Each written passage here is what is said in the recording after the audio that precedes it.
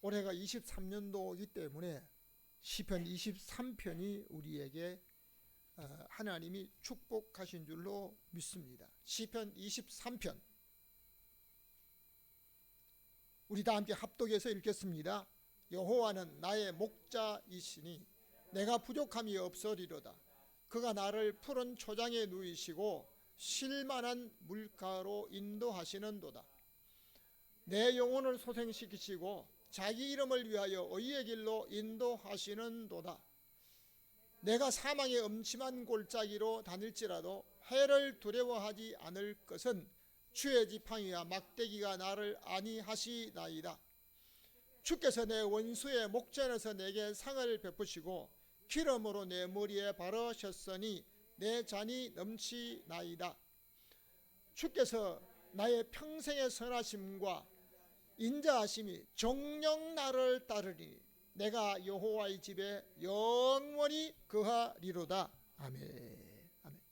오늘도 여러분과 여러분 가정에 하나님의 평강이 임하시기를 주님의 이름으로 축원합니다. 아멘.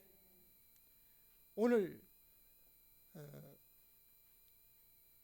구정 설날인데요. 금년 구정 이 설날이 대개가 나이를 한 살 더 먹는 날입니다.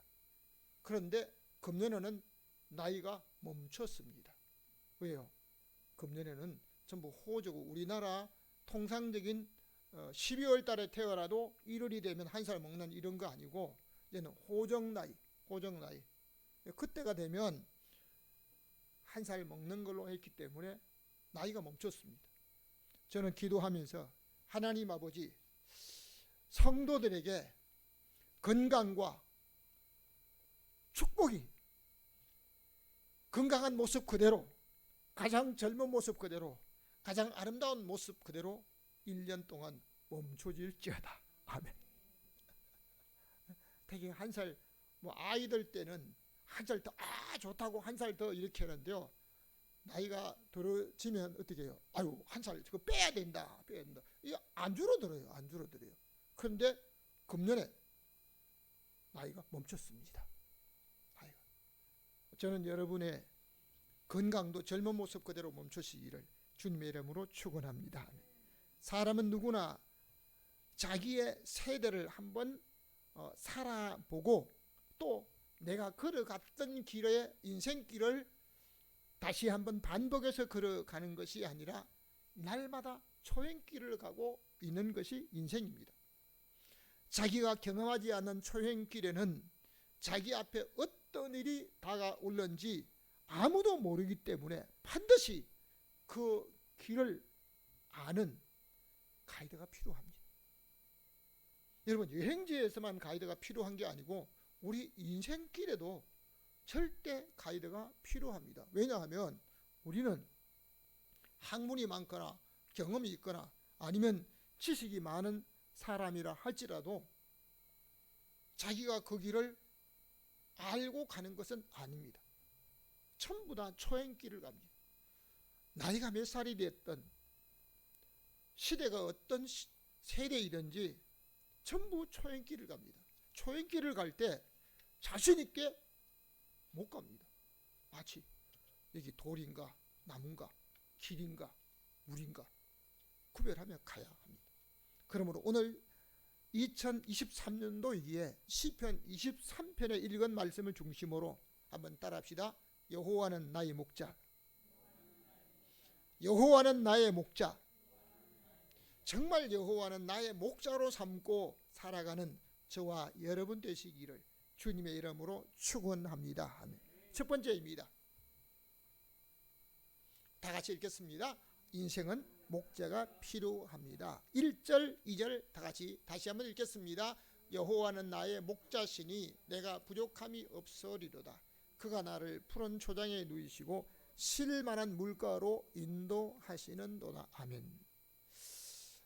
성악을 하는 사람들, 노래하는 사람들 중에는 여호와는 나의 목자시니 내가 부족함이 없으리로다.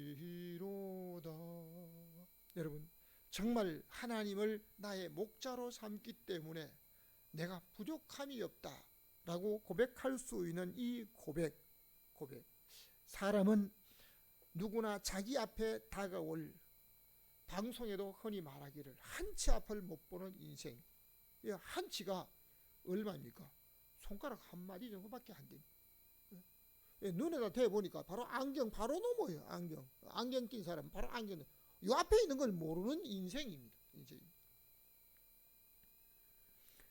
오늘 나이와 상관없이 자기 세대를 한번 살아보고, 나이가 많은 사람은 경험이 많기 때문에 아닙니다. 자기 세대를 처음 살아봅니다. 세상의 어떤 학교에서나 유명한 선생, 교수나 박사란 칭호를 듣는 사람도 자기 앞일도 모르지만 다른 사람의 앞길에 진정으로 가르쳐줄 사람 아무도 없습니다. 그래서 찬송가에 저희가 사는 생활지를 옮겨갈 때마다, 고향에서 또는 강원도에서 서울에서 옮겨질 때마다 부르는 찬송이 있습니다. 내일 일은 난 몰라요, 하루하루 살아요, 불행이나 요행함도 내 뜻대로 못해요. 이런 노래가 있습니다. 믿음으로 살았던 다윗은 여호와는 나의 목자이시니 내가 부족함이 없다고 고백합니다. 정말 다윗이 아무런 부족함이 없었기 때문에 이런 고백을 할까요? 성경에 보면 다윗에게는 가장 많은 어려움이 있었습니다. 시편 23편은 가장 아름다운 시라고 고백을 하는데요, 정말 아름다운 시라고 고백할 때 다윗이 정말 아무런 부족함이 없고 정말 잔잔한 물가로 푸른 초장으로 아주 그 육신 생활에 편안함만 있었기 때문에 이 고백을 한 것은 아닙니다. 왜냐하면 다윗에게는 엄청난 문제가 많았습니다. 그러나 그 많은 문제 속에도 하나님이 나의 목자로, 하나님을 나의 목자로 삼고 있기 때문에 다윗은 부족함이 없다고 고백합니다. 정말 우리 하나님의 은혜 가운데서 다윗이 고백한 대로 하나님이 다윗을 지켜주시고 보호해 주신 줄로 믿습니다. 다윗이 정말 이런 고백을 했을 때 저와 여러분이 이 말씀을 신앙생활하는 모든 사람들이 익히 알고 있으면서 나는 누구를 나의 인생의 목자로 삼고 있는가? 내 인생 지금 살아가고 앞으로 살아갈 모든 인생길에 나의 목자는 누구로 삼고 있는가? 아니면 내가 스스로 나를 내 목자로 삼고 내가 오는 대로 생각하고 바라는 대로 가고 있는가? 이사야 53장 6절을 우리 함께 읽겠습니다. 우리는 다 양 같아서 각기 제 길로 갔거늘 여호와께서는 우리 무리의 죄악을 그에게 담당시키셨도다. 아멘. 이사야 선지자는 우리는 다 양 같아서, 양은 어떤 동물입니까? 양은 순한 성격을 가지고 있습니다. 여러분, 양이 털을 깎거나 아니면 양을 양육하는 그 사람들, 사육하는 사람 보면요, 살점이 좀 찍히고 또는 칼에 가위에 이렇게 찍혀도요, 발로 차거나 막 소리를 지지 않아요. 그냥 그 아픈 부분에 대해서는 조금만 움직여요. 그냥 하고 그냥 끝내버려. 오늘 이사야 선지자는 양 같아. 양의 어떤 모습을 말합니까? 순한 그것만 말한 게 아닙니다. 양은 멀리 볼 수 없습니다. 시야가 좁기 때문에 바로 앞에 있는 먹이 그것만 보고 가는 거예요. 멀리 무슨 문제가 있는지 모르는 겁니다. 그러니까 앞에 있는 것만 보고 자기 앞에 그냥 눈앞에 코앞에 있는 것만 보고 가는 거예요. 그러니까 다윗이 양을 칠 때 반드시 목자로서 양을 지키는 사람이 있어야 되는데요. 만일 자기를 해치는 동물이나 또는 짐승이 올 때 양은 대적에서 싸울 수 있는 게 아무것도 없습니다. 뿔이 있어서 받는 것도 아니고 발톱이 날카로워서 어떻게 칩는 것도 아니고 이빨이도 날카로워서 무는 것도 아니고 그렇다고 빨리 달릴 수 있는 발이 있는 것도 아닙니다. 그러니까 양은 멀리 보지 못하고 그저 앞에 있는 건 보고 가는 거예요. 그러니까 다윗이 이사야 선지자가 고백하면서요, 우리는 다 양 같아. 그러니까 오늘 다른 사람은 양 같아 그렇게 있다 이게 아니고요, 우리 저와 여러분, 내가 오늘 양처럼 내가 앞에 있는 이것만 보고 한 달 후에 다가올 일을 모르는 겁니다.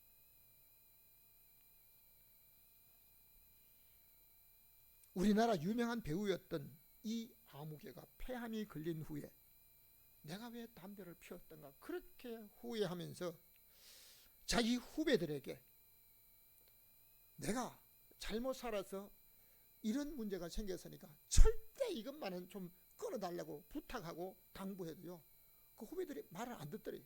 안 들어요. 우리나라 복음이 들어오기 전에 많은 사람이 술로 인해서, 정말 옛날에 술병, 그 술로 인해서 그의 가정에 문제가 생기고 그 몸에 문제가 생겨서 오히려 생명이 단축되는 일들이 있었습니다. 그렇기 때문에 선교사들이 우리 한국에 들어와서 복음을 전하다가 만들어진 찬송이 있습니다. 찬송이. 옛날 찬송가에 금주가가 있었습니다. 금주가 있는 거 아세요? 금수강산 내 동포요, 술을 입에 대지 말라. 아, 보기도 싫다 그 술. 아, 먹기도 싫다 그 술. 그런데 여러분, 우리나라의 장사 제일 잘 되는 게 뭔지 아세요? 술장사. 제가 결혼 초에 강원도로 이사를 갈 때 무슨 장사를 해야 돈을 버냐 하니까요, 어떤 사람이 물장사 하래요. 물장사. 그 물장사 무슨 물이냐면 술장사예요. 거칠 줄 모르고 멈출 줄 모르고 계속 쪄요.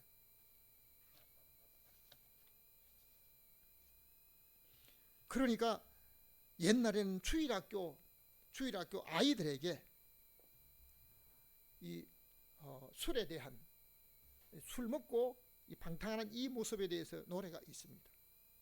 아이들이 가르쳐 줍니다. 술 마시고 장구 치고 재 만짓다가 오늘 밤 죽으면 어디 가리요? 펄펄 끓는 지옥불에.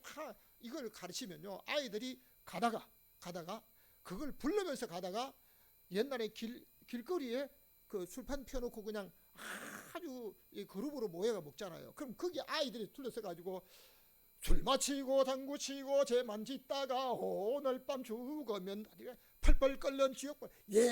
아주 술 먹던 사람들이 막 난리. 그럼 애들이 쫓겨가고 도망가는 일들도 있었는데, 오늘을 살아가는 사람이 정치인이든지 사업하는 분들이든지 죄와 연관이 되어 있기 때문에 우리는 항상 죄에 대한 문제, 나는 죄와 아무런 상관이 없다라고 하는 사람이 없습니다. 정치인이든 사업하는 사람이든 어떤 사람이든. 그렇기 때문에 하나님께서 우리를 사랑하셔서 자기의 외아들을 인간 모습으로 사람의 몸을 입혀서 이 땅에 보내주셔서 저와 여러분 온 인류의 죄를 대신 지시고 담당해 주신 줄로 믿으시기 바랍니다.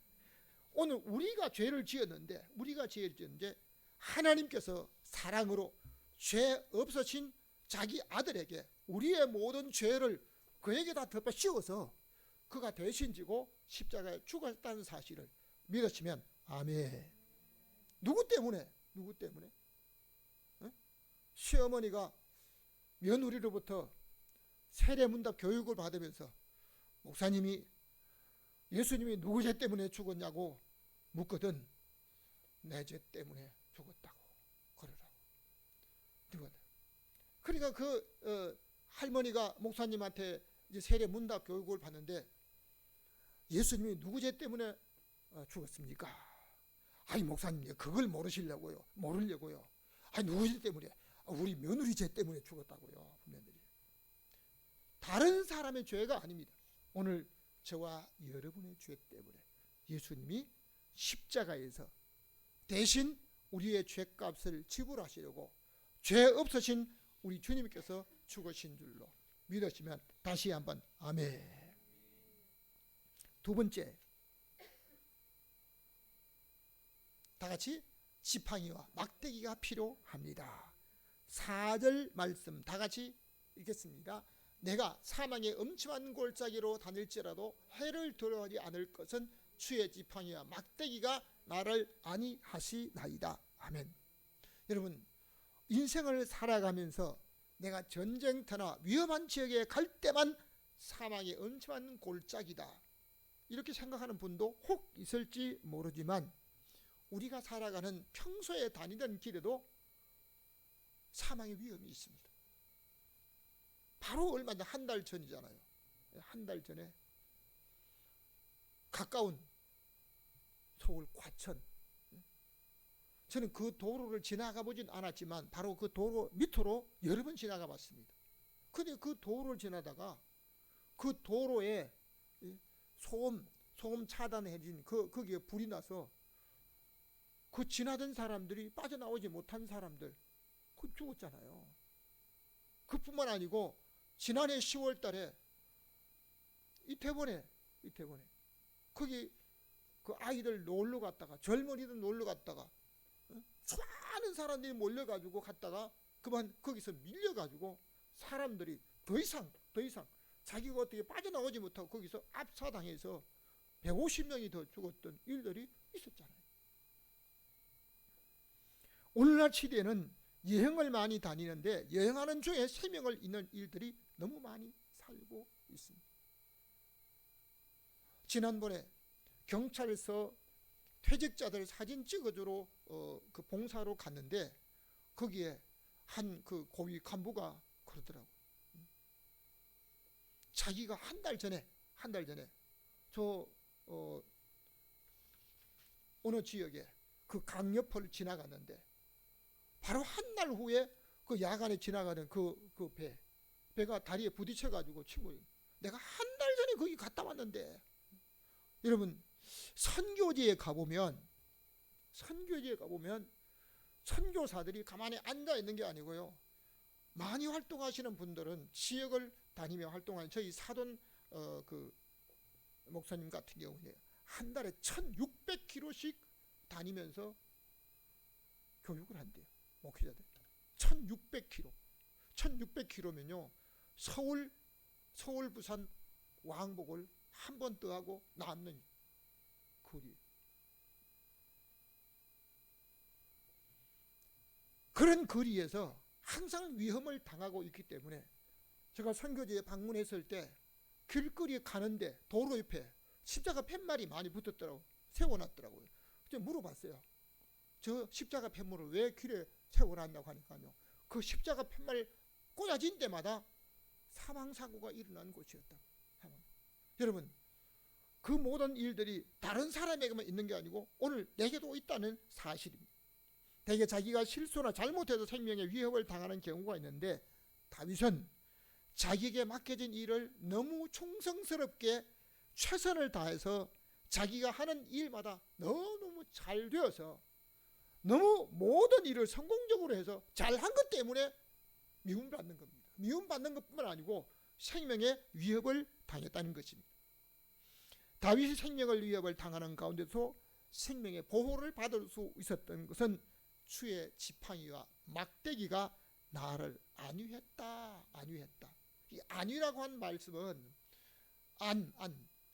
편안하게 마음과 몸을 편안하게 위로를 받고 우리 하나님이 편안함을 주셨다 이 것입니다. 다윗이 양을 칠 때 양들을 위해서 지팡이를 가졌는데 다윗이 사망의 그늘진 곳으로 다닐 때에도 주의 지팡이가 막대기가 나를 안전하게 보호해 주셨기 때문에 다윗은 생명의 보호를 받을 수 있다고 하는 것. 오늘 저와 여러분의 모든 인생도 우리 하나님의 도우심이 아니면 생명을 내 스스로 건강하게 이어갈 수가 없는 것이 오늘의 시대입니다. 그러므로 다윗만이 사망의 음침한 골짜기로 다닌 것이 아니라 오늘 저와 여러분도 평소에 다니는 길에서도 사망의 위험이 있다는 사실입니다. 출애굽기 4장 20절 말씀을 우리 함께 읽겠습니다. 모세가 그 아내와 아들들을 나귀에 태우고 애굽으로 돌아가는데 하나님의 지팡이를 손에 잡았더라. 아멘. 모세는 구약 시대에서 가장 위대한 선지자 중에 하나입니다. 태어나면서부터 죽음의 위험을 받았지만 나일 강가에 버려져서 바로 공주의 양아들로 주어서 키워지면서 애굽의 모든 학술을 다 배웠던 사람입니다. 그리고 자기 마음속에는 유대인의 피가 흐르고 있기 때문에 애굽 사람과 유대인이 싸우는 걸 보고 유대인이 매를 맞고 위협을 당하는 걸 보고는 애굽 사람을 모세가 젊은이를 때려 죽인 거예요. 언제? 40대 젊은 철기 나이 때려 죽였답니다. 그리고 그 모래 파묻었는데요. 이게 탈로고 나서 결국 바로왕이 모세를 찾아 죽이려 하기 때문에 모세가 도망을 갑니다. 어디로 갑니까? 미디안 광야로 도망을 갑니다. 미디안 광야로 도망을 가서 마침 그곳에 양을 치고 있는 겐 족속 제사장 이드로의 딸을 만나게 되고 제사장 이드로의 집에 머슴살이처럼 대릴 사이로 들어가서 거기서 사는데요. 40년을 이드로의 집에서 양을 쳐줍니다. 40년을 양을 치면서 항상 그 양을 치는 목동이 지팡이를 가지고 있습니다. 그 지팡이를 가지고 있는데 그 지팡이를 들고 있는데 항상 들고 있는 그 지팡이가 떨기나무 가운데 불꽃 가운데서 하나님이 모세를 부르시는 그 하나님의 음성을 듣고 그때 모세가 자기가 들었던 그 지팡이를 하나님이 기적을 일으키게 합니다. 뱀이 되게 합니다. 그리고 그 지팡이를 잡게 합니다. 그런데 하나님께서 모세가 40년 동안 들고 있던 그 지팡이를 하나님께서 바로왕에게 가서 이 지팡이로 하나님의 기적을 일으키게 하고 이스라엘 백성들을 출애굽하는데 역사하게 하시는 겁니다. 그런데 하나님의 그 명령을 듣고 모세가 제사장 이드로 장인에게 자기 백성들을 돌아보고 이제 백성들이 어떠한 것을 알아보기 간다라고 할 때 보내줍니다. 그때 뭘 가져가는 겁니까? 모세가 양치는 지팡이를 잡았다고 성경은 말하지 않고 모세의 손에 하나님의 지팡이를 잡았다라고 말씀하고 있습니다. 사무엘하 7장 14절 말씀을 우리 다시 한번 읽겠습니다. 나는 그 아비가 되고 그는 내 아들이 되리니 제가 만일 죄를 범하면 내가 사람 막대기와 인생 채찍으로 징계하려니와. 아멘. 오늘 저와 여러분은 하나님 앞에 일생을 살아가면서요 우리 하나님의 마음에 큰 감동을 주는 사람으로 살아가시기를 주님의 이름으로 축원합니다. 하나님 앞에 살아가면서요 자기의 마음의 만족과 기쁨을 얻게 하는 것도 중요하지만 하나님의 마음을 정말 어떻게 하면 감동할까? 다른 사람이 미처 생각하지 못하는 그 일을 내가 제일 먼저 우리 하나님 앞에 감동적인 삶을 좀 한번 보여드리기를 주님의 이름으로 축원합니다. 다윗이 사망의 골짜기에서 주의 지팡이와 막대기가 나를 안위했다라고 하는데요. 다윗이 하나님 앞에 마음에 합당한 사람으로 살아갔지만, 하나님의 마음에 합당한 사람으로 살았지만 한순간 실수합니다. 한순간 자기의 욕심을 따라, 정욕을 따라 자기의 신실한 부하 우리의 아내를 범하게 됩니다. 그로 인해서 죄를 감추기 위해서 우리아를 전쟁터 제일 앞장 세워서 죽게 합니다. 그리고 모든 것을 감추었는데 하나님께서 선지자를 보내서 다윗이 범죄한 이 사실들을 그냥 이렇게 드러내게 합니다. 결국 다윗은 하나님의 징계를 받게 되는데요. 다윗이 하나님을 향한 참 감동적인 일을 한 것이 있습니다. 자기가 있는 궁궐보다도 하나님의 성전이 초라하기 때문에 하나님의 성전을 아름답게 한번 지어야 되겠다. 다윗이 그런 고백을 하면서 생각을 말하게 될 때 하나님께서 갓 선지자를 보내시면서 내가 지금까지 어떤 지파 누구에게도 나의 전이 초라하니까 지으라고 하지 않았는데 너가 하나님이 저를 짓겠다라고 하니까 하나님이 너무너무 감동되어서 너 그럼 지어라. 너는 못 짓는다는 겁니다. 왜요? 전쟁을 하느라 손에 피를 많이 흘렸기 때문에 피 묻은 손으로 하나님이 전을 지을 수 없다라고 말합니다. 그 대신 하나님께서 다윗이 감동적인 하나님의 전을 짓겠다는 그 고백을 했을 때 너 먼저 왕인 사울 왕에게서 왕위를 뺏었던 것과 다르게 너에게는 만일 잘못하면 사람 막대기와 인생 채찍으로 징계를 하겠다라고 했습니다. 왜 그럴까요? 다윗이 하나님을 위해서 너무 큰 감동적인 그 일을 했기 때문에 하나님께서 다윗에게 사면장을 준 거예요. 사면장. 대신 막대기로 그 막대기 때문에 다윗이 우리 하나님 앞에 생명을 살 수 있다는 겁니다. 다윗은 고난당하기 전에 내가 그릇 행하였더니 고난을 통해서 주의 율례를 배우게 되었다고 하면서 고난이 오히려 자기의 유익이 되었다는 겁니다. 여러분, 인생의 질병이나 환경의 모든 어려운 고난들이 반드시 손해와 위험만이 아니라 다윗처럼 하나님의 율례를 배우게 되고 고난이 오히려 여러분의 장래에 큰 유익이 되시기를 주님의 이름으로 축원합니다. 세 번째입니다. 다 같이 영혼을 소생하게 해야 합니다. 다시 한번 영혼을 소생하게 해야 합니다. 3절 말씀을 다 같이 읽겠습니다. 내 영혼을 소생시키시고 자기 이름을 위하여 의의 길로 인도하시는도다. 아멘.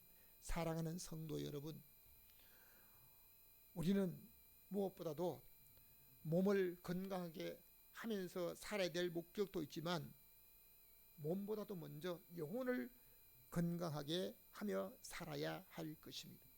사람은 자기 눈에 보이는 육체의 건강을 위해서 살려고 하지만 하나님께서는 우리에게 주신 영원한 생명인 영혼이 우선되는 삶 살기를 원하고 있습니다. 우리는 보이는 육체를 우선하고 살고 있으나 하나님께서는 우리의 영혼이 여러분, 우리 육체는 얼마나 사는 거예요? 보통 모든 사람들이요 100세를 살기를 소망합니다. 100세 살아간 사람은 나는 행복으로 끝났다 이제는 더 이상 소망이 없다 그럽니까? 100세 살아간 사람은요 더 살기를 원합니다. 뭐 어디서 사는 거예요? 이 땅에서는 더 이상 살지 못하는 겁니다.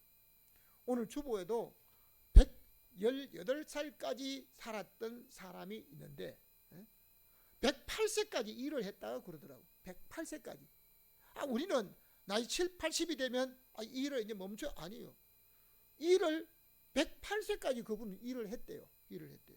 여러분, 오늘 우리가 하나님 앞에 살아가는데 우리의 영혼을 우선적으로 하면서 우리 하나님이 기뻐하시는 대로 살아가는 저와 여러분, 영혼을 우선으로 살아가는 올 한 해가 되시기를 주님의 이름으로 축원합니다. 영혼이 건강해야만 육체가 건강한 거예요. 세계보건기구에도 육체가 튼튼하고 몸이 건강한 사람만 건강하다고 하지 않고요. 몸과 마음, 사회적인 생활, 영적인 것도 아울러 건강해야만 건강하다고 말하고 있습니다. 누가복음 12장 19절 말씀을 우리 다시 한번 읽겠습니다. 또 내가 내 영혼에게 이르되 내 영혼아 여러 해 쓸 물건을 많이 쌓아 두었으니 평안히 쉬고 먹고 마시고 즐거워하자 하리라 하되. 아멘. 신약 성경에 나오는 어리석은 한 부자는 농사지어서 너무도 많으니까 있던 창고를 다 헐어버리고 다시 지었습니다. 그리고 그 곡식을 전부 쌓았습니다. 쌓아놓고 그 곡식을 보니까 이젠 완전히 몇 년 동안 일을 하지 않아도 먹고 살게 되는 거예요. 그게 뭐라 그럽니까? 자기 혼자 말하는 겁니다. 내 영혼아 이제 여러 해 쓸 물건을 많이 쌓아두었으니 이제는 평안히 먹고 마시고 쉬고 즐거워하자. 누구한테 말하냐면 자기 혼자 얘기한 겁니다. 여러분, 다니엘 성경에 보면 느부갓네살 왕이 왕궁 옥상에 거닐면서 그 나라를 보면서 나 느부갓네살이 이 모든 것을 만들었다. 자기 혼자 말하는 거예요. 혼자. 여러분, 혼자 하는 말도 하나님이 들으시는데 어리석은 부자가 자기 영혼에게 그렇게 말을 할 때 하나님이 그 소리를 들으신 겁니다. 어리석은 자야, 오늘 밤에 내 영혼을 도로 찾으리니 그러면 너 예비한 것이 누구시 되겠냐. 자, 이제 구정설 되면 뭐 하는 거예요? 막 제사상 차려놓고 아무리 비싸도 말라 비틀어진 그냥 배추를 사고 막 그냥 비싸도 이걸 사고 막 별미를 사는 거예요.